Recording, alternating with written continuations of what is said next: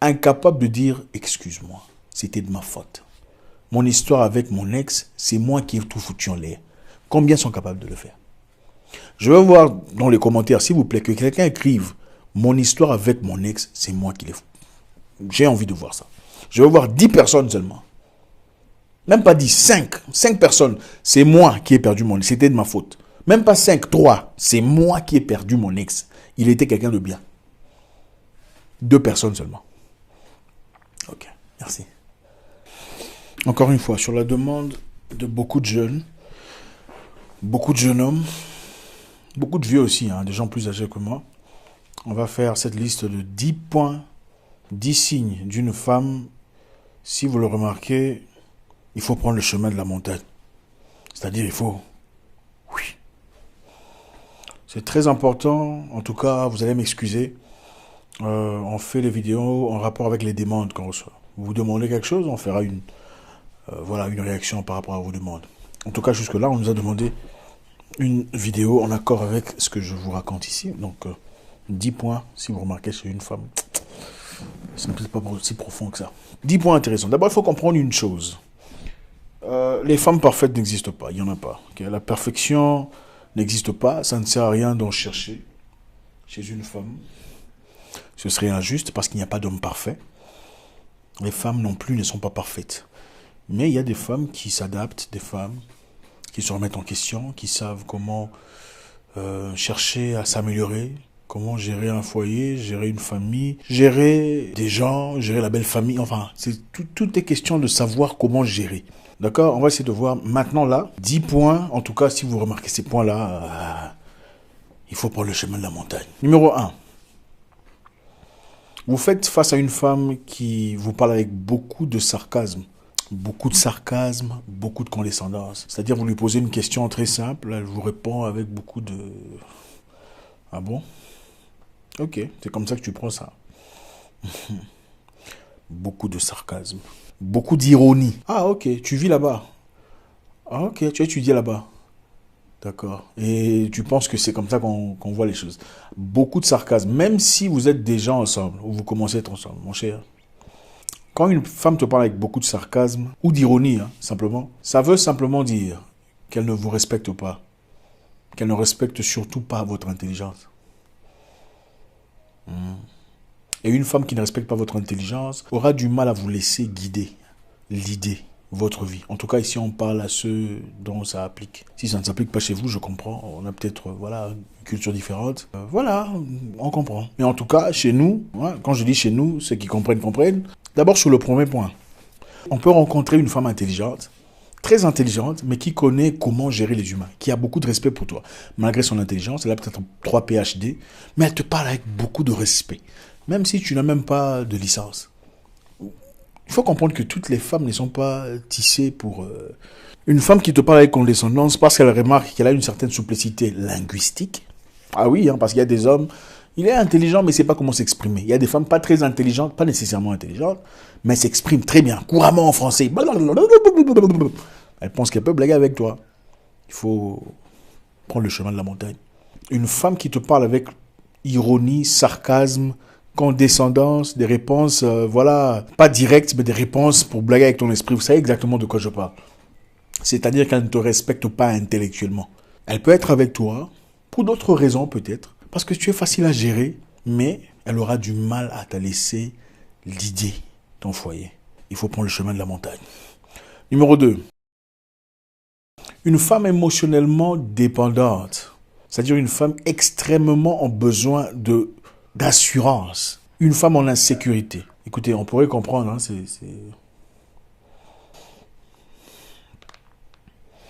S'il te plaît, mais laisse-moi finir, comme ça je te rappelle. Ok? Une femme extrêmement en besoin d'assurance. Écoutez, on pourrait comprendre. Tout le monde à un moment donné a besoin d'être rassuré. C'est tout à fait normal. D'accord? L'insécurité peut arriver à tout le monde. Mais quand tu as face à toi une personne constamment en besoin d'assurance, il faut rassurer qui la fille avec qui tu es. C'est qui la maman là à côté. Quand tu parles là, je t'entends au téléphone, mais c'est la voix de qui derrière toi? Tout le temps.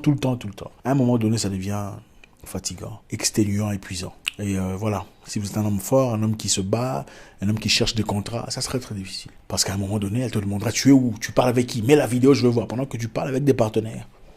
C'est humiliant, ce n'est pas bien. Si tu as déjà expérimenté ça, ce n'est pas bien. À chaque fois, une femme, malheureusement, toujours en besoin d'être rassurée. À chaque fois qu'il y a une circonstance, elle ne pense qu'à la mauvaise position. C'est-à-dire, s'il y a plusieurs choix à choisir, elle ne pourra penser que, puisqu'il ne répond pas au téléphone, il est certainement avec une autre femme.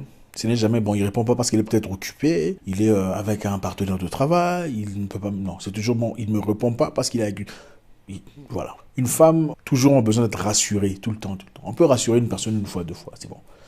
Ok, on peut aider une personne à guérir. Si c'est possible, c'est bien. Mais malheureusement, dans la plupart des cas, quand vous prenez une personne déjà brisée, je sais pas, vous pouvez faire ça si vous voulez, mais bon, ce n'est pas facile. Il y a blessures et blessures. Il y a des blessures qui guérissent. Ça, c'est la vérité. Il y a blessures, il faut coudre. Comment vous dites ça? Il faut, voilà, point de suture, ça fonctionne. Il y a blessures, il faut juste désinfecter, ça marche. Il y a des blessures, il faut couper la jambe, malheureusement. Numéro 3. Si vous êtes avec une personne, une femme, et vous avez l'impression de ne pas savoir où vous en êtes, clairement, il vous faut vous poser des questions. Est-ce qu'on est vraiment ensemble? Est-ce qu'elle est vraiment intéressée à être avec moi? Est-ce qu'elle est vraiment chaude dans cette histoire? Mon cher, à 99,9% des chances, il faut prendre le chemin de la montagne. Oui, parce que quand une femme est intéressée, même quand elle fait elle fait la femme, elle s'assure, est-ce que tu comprennes, le message est clair. Elle sait que la dernière chose qu'elle veut faire, c'est placer le doute dans ton cœur. Elle veut évidemment pas que tu penses qu'elle est facile. Ça peut arriver.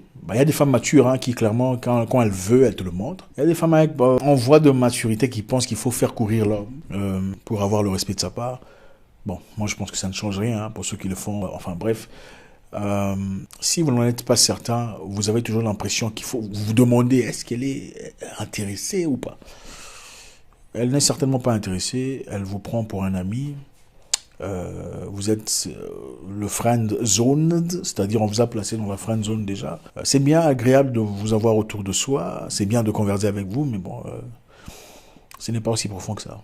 Et si vous voulez peut-être en tirer des réponses plus claires, posez-lui la question. Clairement, posez-lui la question de sortir avec elle. Je sais que beaucoup de jeunes d'aujourd'hui ne savent pas comment demander à une femme comment sortir ensemble.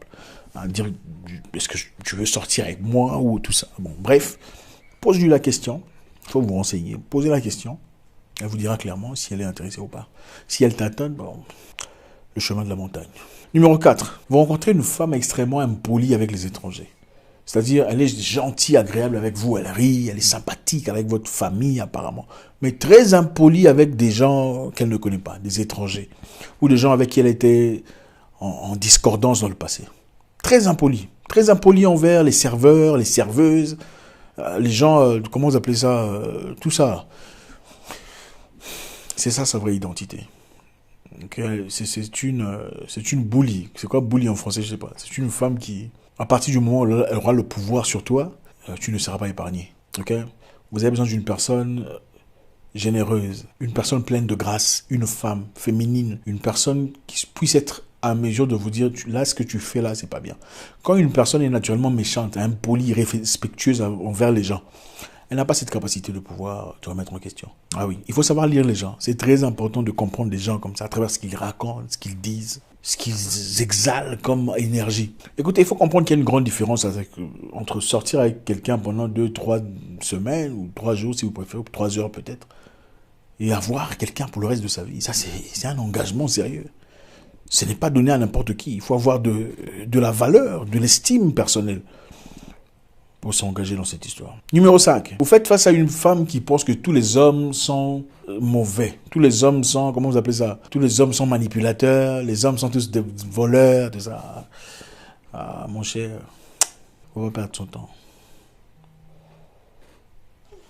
Gédéon, je te rappelle tout de suite.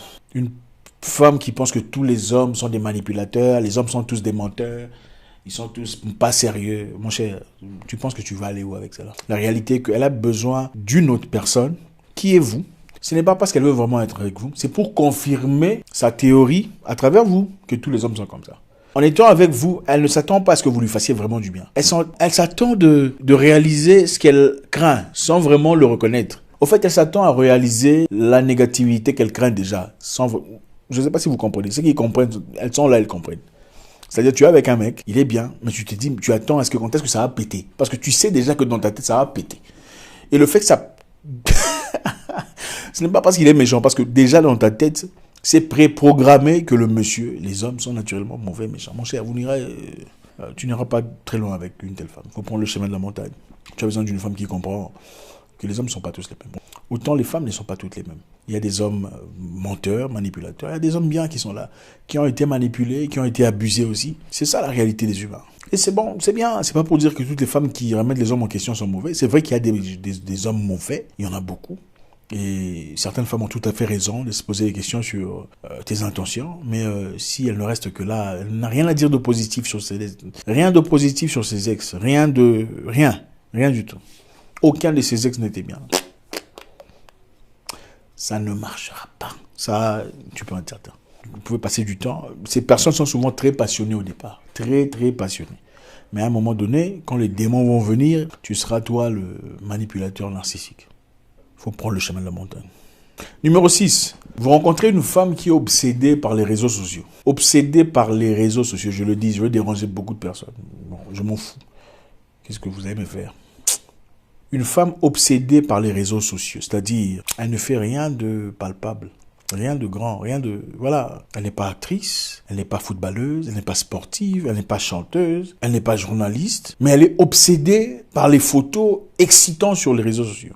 C'est une maladie. C'est pas moi qui l'invente, il y a plusieurs psychologues qui en parlent. Regardez sur Google, vous allez voir. Il y a même un syndrome là-dessus, Insta, j'ai oublié comment ça s'appelle. Un syndrome, là, Insta, machin, tout ça. Le narcissisme, le besoin essentiel de se sentir apprécié. C'est une personne qui a besoin de validation. Elle a besoin d'être validée. Pourquoi vous pensez que les gens mettent les photos pour avoir 10 000, 5 000, 15 000 pour rien comme ça? Tu n'es pas chanteuse, tu n'es personne. C'est pour faire quoi? Au fait, beaucoup de ces personnes ont très peu d'estime personnelle. Des estimes personnelles souvent masquées par l'argent, surtout si elle a un peu d'argent. C'est souvent ces personnes qui ne vous parlent que d'argent. Il faut faire l'argent, il faut avoir l'argent. Mais à part l'argent, tu as quoi? Rien. Elle sait qu'elle n'a rien à part l'argent. Elle sait qu'elle n'a rien à part l'argent qu'elle vous montre. Elle a besoin d'être rassurée en voyant des commentaires où on lui dit « voici la femme ». Elle est rassurée par les commentaires des gens qui disent « ouh, qui t'a fabriqué ?» Elle est rassurée. En fait, elle a besoin d'assurance, d'être rassurée constamment par des étrangers, des gens qui n'ont aucune importance dans sa vie. Mon cher, tu auras des sérieux problèmes. Parce que dans sa tête, elle est une star. Et quelquefois, elle oublie qu'elle n'est personne. Elle n'est personne du tout. Il faut prendre le chemin de la montagne. En effet, vous remarquerez que les femmes qui ont tendance à ne pas être souvent sur les réseaux sociaux ont plus d'assurance personnelle que celles qui sont constamment en besoin de validation des likes et des cœurs. C'est ça la vérité. C'est pas moi qui l'invente. C'est des psychologues qui le disent. Vous pouvez vérifier. Bon, beaucoup n'aiment pas lire. Bref. Numéro 7. Faites attention à une femme qui n'a pas envie, elle n'aime jamais parler de son passé. Bon, ici on comprend qu'il y a des gens qui ont été abusés dans le passé, qui ont subi des choses incroyables. C'est tout à fait compréhensible, ok, dans des cas pareils. Mais les gens qui ne veulent pas parler de leur passé, moi je ne parle pas de mon passé. Pourquoi? Comment à ton âge, tu es encore très jeune, tu ne peux pas parler de ton passé? Oh non, c'est pas parce que tout ça, le passé c'est le passé. Non. Ce n'est pas pour dire qu'il faut répétitivement rentrer dans son passé. Mais une femme doit au moins une fois te parler de manière large, ouverte et transparente de son passé. Au moins une fois dans votre relation. Sinon, elle ne t'appartient pas, tu ne la connais pas. Sinon, tu ne la connais pas. Elle ne peut pas te dire, prends-moi pour aujourd'hui, ça ne se fait pas. Quand tu vas chercher un boulot, on te demande ton CV, ce n'est pas pour rien. C'est pour savoir ce que tu as parcouru dans le passé. Et parler du passé, ce n'est pas nécessairement parler de tout ce que tu as eu comme conquête, c'est parler largement des choses importantes de ton passé. Et si on te pose une question particulière, il faut répondre. Sinon, il faut apprendre à vous abstiner et à vivre une vie propre. Il ne faut pas vivre une vie de saleté, de débauche pour plus tard dire « je ne parle pas de mon passé ». Non, il faut rester seul comme ça avec ta saleté. Moi, je préférais qu'on me déteste pour ce que je suis, qu'on ne m'aime pour ce que je ne suis pas. C'est du mensonge. Comment tu vas épouser quelqu'un que tu ne connais pas? Mon cher, mais tu penses que tu ne connais pas. C'est un gros mensonge. Numéro 8. Il faut faire très attention à une femme qui n'est jamais responsable de ses actes. En fait, tout ce qui se passe dans sa vie, ce n'est jamais de sa faute. C'est toujours la faute de quelqu'un d'autre. Non, ce n'était pas moi. Non, tu m'as mal compris, ce n'est pas ce que j'ai dit. Mais c'est ce qu'elle avait dit. Ta mère, qu'est-ce qu'elle fait? Non, mais c'est pas ce que j'ai dit, tu n'as pas compris. C'est ce qu'elle a dit. Elle ne sait pas comment s'excuser. Il y a des gens comme ça, malades. Elles ne savent pas comment dire je suis désolé. C'était de ma faute. En fait, c'est une triste génération, les amis. Incapable de dire excuse-moi, c'était de ma faute. Mon histoire avec mon ex, c'est moi qui ai tout foutu en l'air. Combien sont capables de le faire? Je veux voir dans les commentaires, s'il vous plaît, que quelqu'un écrive mon histoire avec mon ex, c'est moi qui l'ai foutu. J'ai envie de voir ça. Je veux voir 10 personnes seulement. Même pas 10, 5. 5 personnes. C'est moi qui ai perdu mon ex. C'était de ma faute. Même pas 5, 3. C'est moi qui ai perdu mon ex. Il était quelqu'un de bien. 2 personnes seulement. Ok, merci. Une personne incapable de reconnaître ses fautes est obligée et condamnée à les répéter. C'est comme ça. Voilà pourquoi vous voyez les gens vivre avec différents personnages, mêmes histoires. Mêmes histoires avec différents personnages. 17 relations, les mêmes histoires. Il était méchant, il était mauvais, ma belle famille, leur tribu, c'est... Mon cher, il faut prendre le chemin de la montagne. Il faut éviter des problèmes. Le temps est trop précieux pour des problèmes. Il y a des gens malades qui méritent d'être seuls, indépendantes, arbitrairement autosuffisantes. Il faut gagner le temps. Okay. Ce n'est pas pour dire qu'il n'y a pas des femmes qui ont été blessées. Il y en a.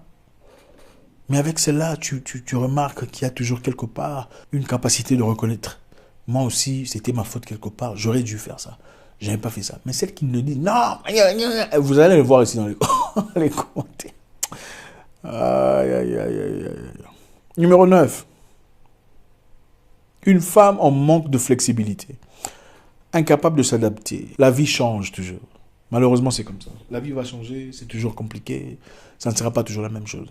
Vous avez besoin d'une personne capable de s'adapter aux difficultés de la vie. Quand les choses changent, elle doit être à mesure de changer avec les choses. On n'aura pas toujours l'argent, c'est ça la vie. On n'a pas toujours les mêmes conditions de vie, ce n'est pas toujours comme ça. Ok, vous avez besoin d'une personne flexible, capable de s'adapter. Une femme capable de cuisiner dans les réchauds les plus, voilà, les plus, tout ça là. Et aussi capable de cuisiner avec le charbon, si c'est une africaine. Vous comprenez le sens. Une femme capable de vivre dans un château et aussi capable de vivre quelque part dans un coin quand vous en arrivez là. La vie est compliquée. Okay. Oh, moi, dans ma vie, il faut laisser ça, vivre ça seul, sa vie, tout ça. Il faut rester dans la réalité de la vie. Au fait, vous avez besoin de quelqu'un qui sera avec vous dans la positivité et la négativité, dans le bon et le mauvais. C'est ça.